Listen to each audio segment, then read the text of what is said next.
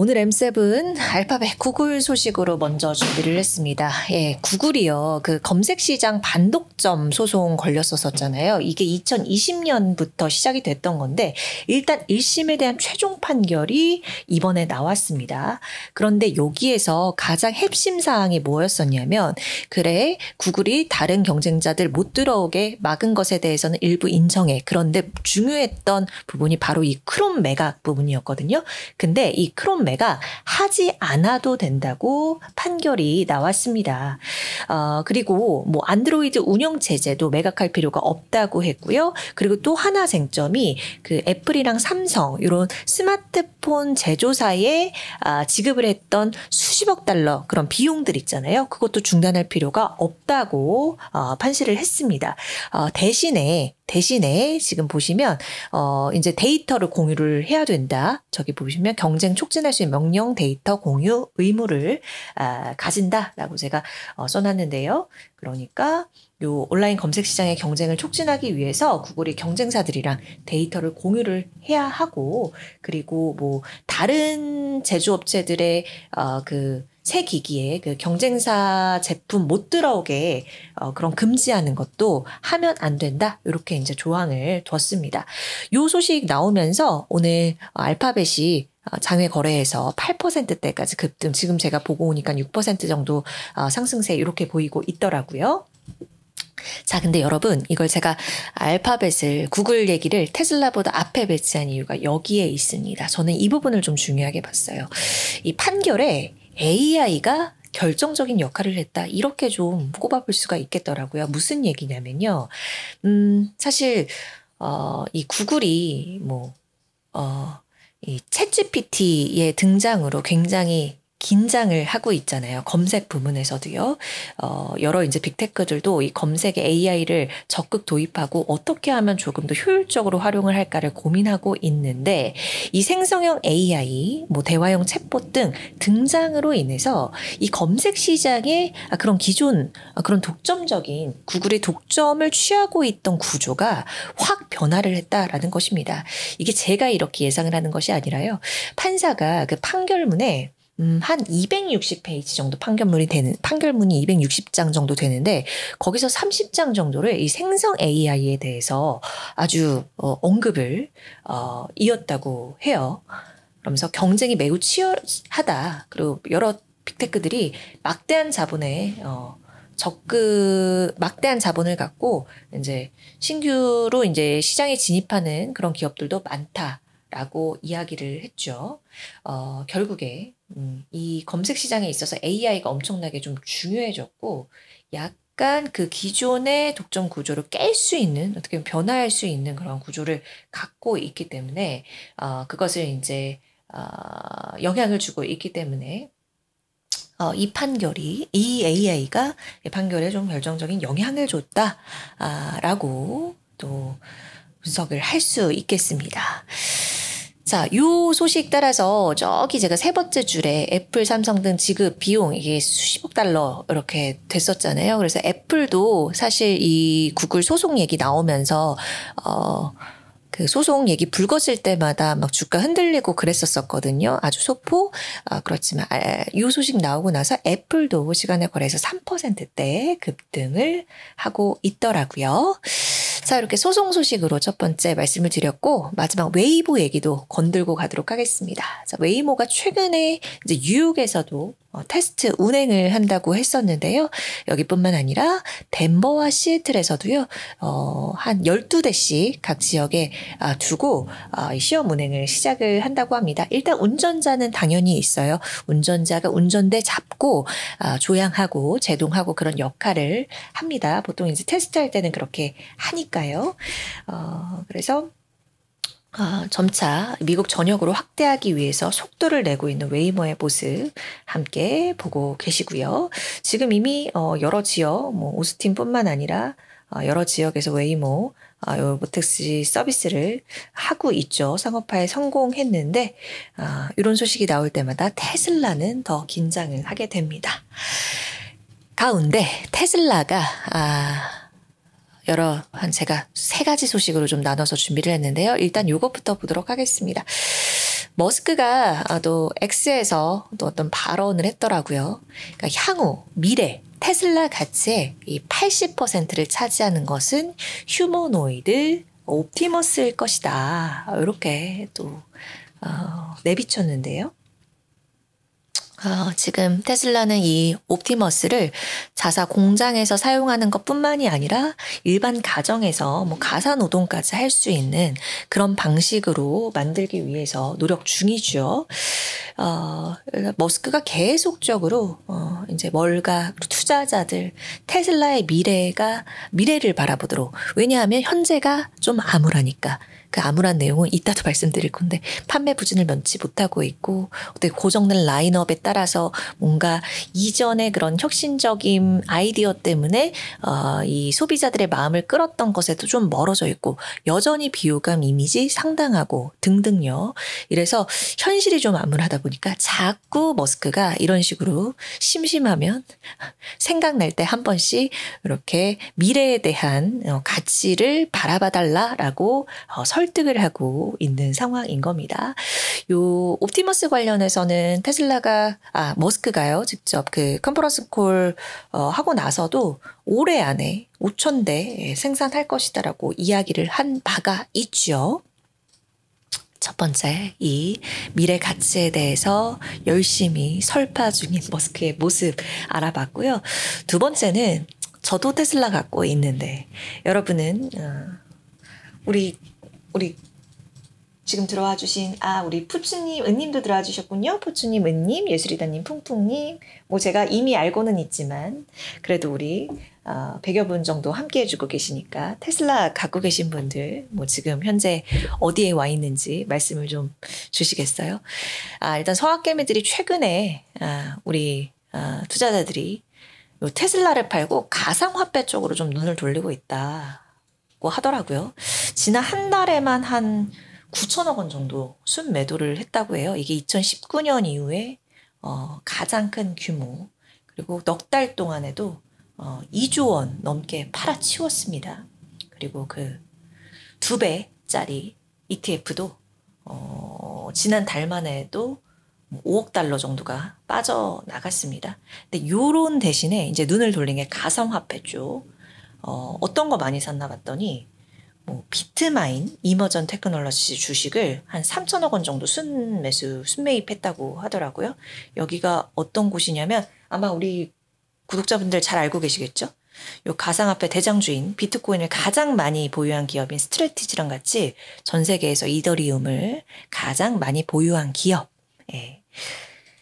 비트코인이 뭐 물론 변동성은 당연히 큽니다만 사상 최고치를 쓴다는 소식이 심심치 않게 들리는 와중에 테슬라를 팔고 가상화폐 쪽으로 눈을 돌리고 있다라는 그런 소식 제가 두 번째로 전달을 해드리겠고요. 그럼에도 불구하고 여전히 우리 서학개미들이 가장 많이 보유한 주식 여전히 1위는 테슬라라고 합니다. 이어서 엔비디아, 팔란티어 순으로 갖고 계시다고 하고요.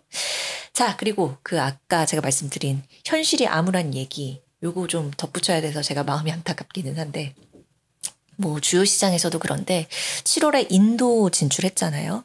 인도에 진출을 했는데 7월 중순부터 주문을 그래서 계속 받았어요. 그래서 현재 정도 수준, 아마 8월 말지니까 한 50일 정도, 40일에서 50일 정도의 아마 기록이라고 보시면 될 것 같습니다. 근데 주문이 한 600대 정도에 그쳤다. 너무 요 100단이 나오니까 많이 안 팔았나 이렇게 뭔가 심정적으로도 그렇게 느껴집니다.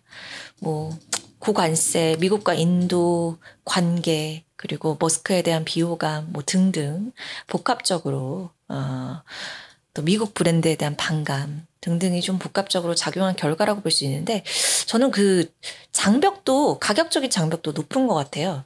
여기가 보통 그 인도 전기차가 한 220만 루피 정도인데, 요 테슬라는 모델 Y 기본 가격이 600만 루피, 그러니까 6만 8천 달러 정도니까 한 3배 정도 되는 수준의 가격대니까 접근하기도 어렵고, 그리고 이제 비아디는 이렇게 지금 테슬라가 인도에서 고전을 면치 못하는 가운데 비아디는 잘 팔았거든요.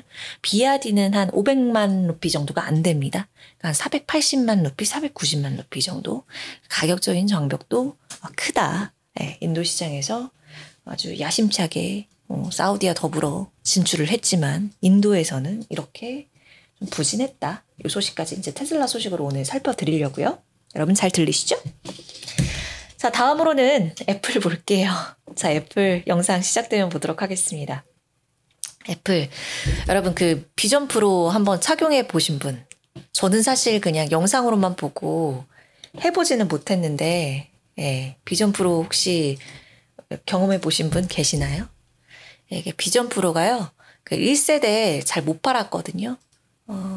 이게 지금 원래 한 해 그 2024년, 작년 출시할 때만 해도 100만 대 판다고 했었는데, 그때부터 지금까지 지금 판 게 50만 대 정도밖에 안 된다고 합니다. 그러니까 판매량에 있어서 기대 이하의 성적을 썼죠.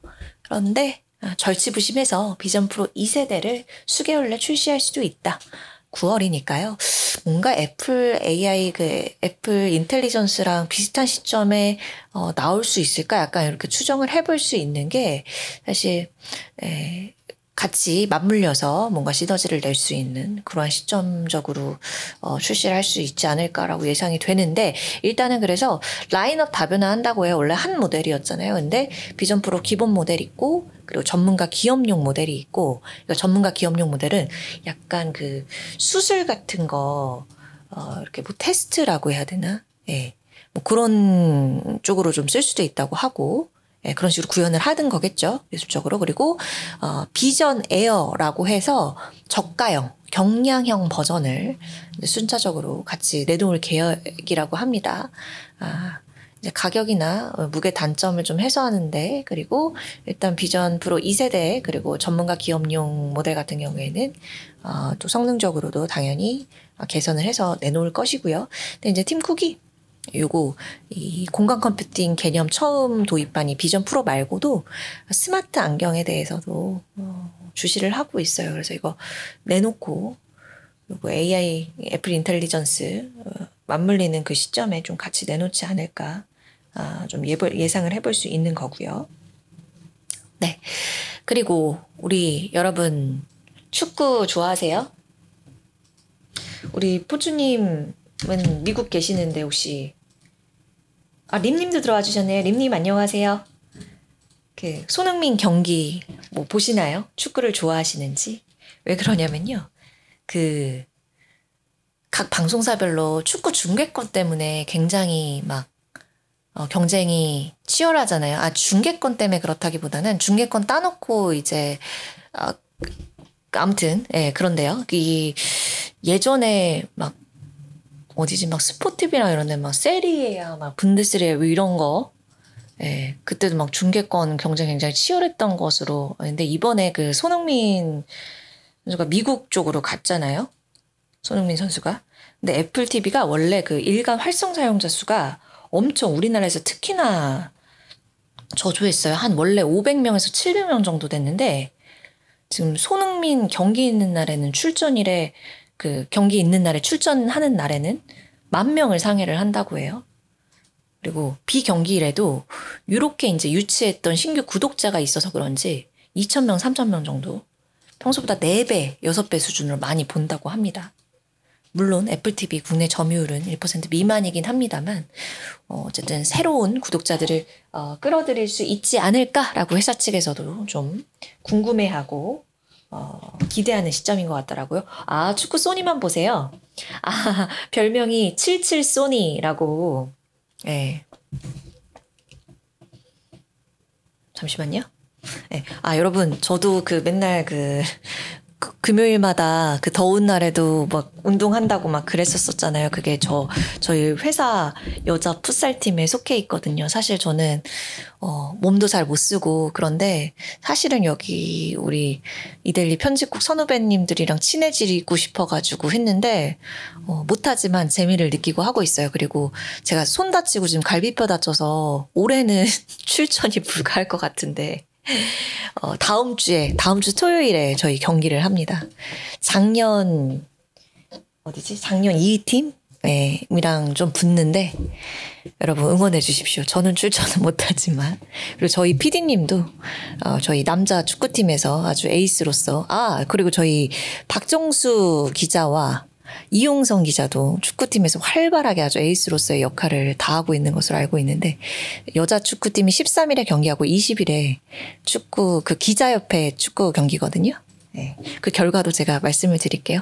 근데 제가 다쳐서 못 나간다고 하니까 제 아주 사랑스러운 남동생은 누나가 안 나가는 게 그 누나 팀 전력에는 도움이 될 것 같다고 얘기를 하더라고요. 어쨌든 요 말씀까지 전해드리고 자 다음 아마존 볼게요. 오늘 소식이 좀 많죠? 축구 강이세요? 예술이다님. 저희 아버지랑 동생도 축구 강이에요. 동생은 일주일에 진짜 두세 번씩 그 조기축구, 물론 조기축구는 아닌데 그 동네 축구팀에서 맨날 가고, 그 아킬레스건 다쳐오는 게 일상이더라고요. 아버지도 밤새 축구 보시고, 네, 저는 이번에 보면, 원래 축구 그냥 간간히 약간 국가대표 경기만 보긴 했었는데, 요새 많이 보고 있어요. 골대니어도 보고. 주로 물 건네주는 역할? 예, 맞아요. 기자들 단합대 같은 거요. 근데 굉장히 치열해요. 예. 제가 이거 약간 우스갯소리로 저 친구 굉장히 잘하면 그 축구 때문에 저 친구를 이쪽으로 이직시키려는 노력들도 있다고 하던데요.